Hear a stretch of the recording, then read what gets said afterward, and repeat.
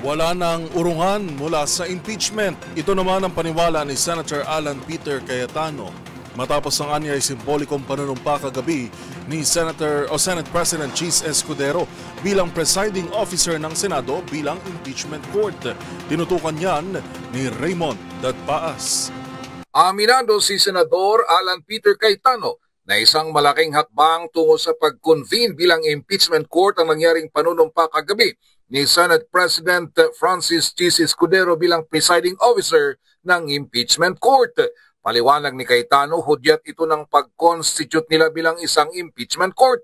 Ayaw pa nilang tawaging nag-convene na sila bilang impeachment court dahil matindi itong tinutulan ng grupo ni Senador Ronald Bato de la Rosa. Nangako ito na bago manumpang lahat ng mga senador mamayang hapon bilang senator judges ay magsasalita muna siya sa plenary. Sinabi ni Cayetano na mismong si Senate President Escudero ang nagsabi sa kanila na symbolic ang kanyang panunumpa bilang presiding officer.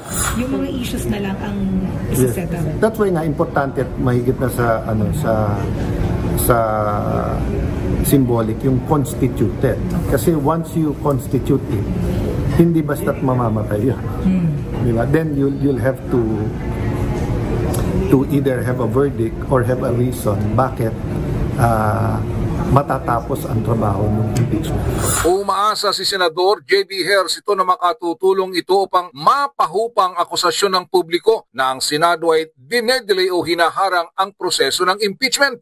Sa usapin ng inihain na resolution ni Senador Robin Padilla para ipa-dismiss ang impeachment complaint laban kay VP Sara Duterte, sinabi ni Senate Minority Leader Aquilino Coco Pimentel III na hindi ito napag-usapan kahit man lang sa session break ng mga senador. Matapos manumpa kagabi si Senate President Chis Escudero bilang presiding officer ay susunod mamayang alas 4 ng hapon ang mga senador at bukas ang formal na convening ng impeachment court. Dito babasahin ng mga congressmen bilang prosecutors ang articles of impeachment laban kay VP Sara bago sila magpalabas ng summon sa pangalawang pangulo upang sagutin ang mga akusasyon laban sa kanya. Para sa MBC TV Network News, ito si Raymond Dadpaas ng DZRH, una sa Pilipinas, una sa Pilipino.